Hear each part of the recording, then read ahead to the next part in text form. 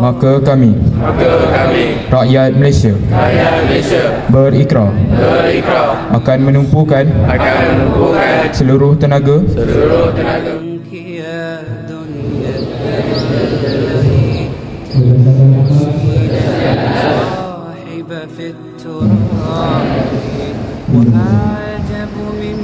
Muhammad wa ala alihi wa ashabihi ajma'in. Ya Allah ya Rahman ya Rahim. Ya Allah ya Tuhan kami, Tuhan yang Maha menciptakan segala keindahan dan setiap kenikmatan di langit dan di bumi.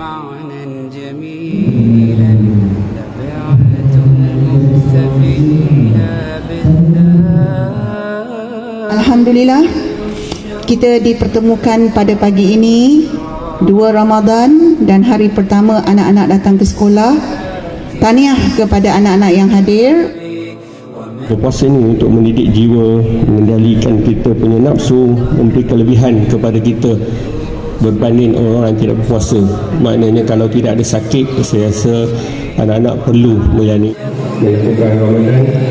Dia berpuasa ini untuk mendidik jiwa, mengendalikan kita punya nafsu.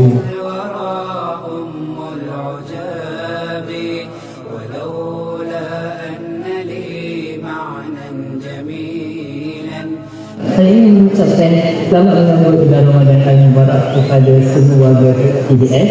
Semoga Ramadan pada tahun ini membawa keberkatan, keampunan dan rahmat kepada kita semua. Dan penjelasan kepada murid tentang hikmah dan keistimewaan sepanjang bulan Ramadan.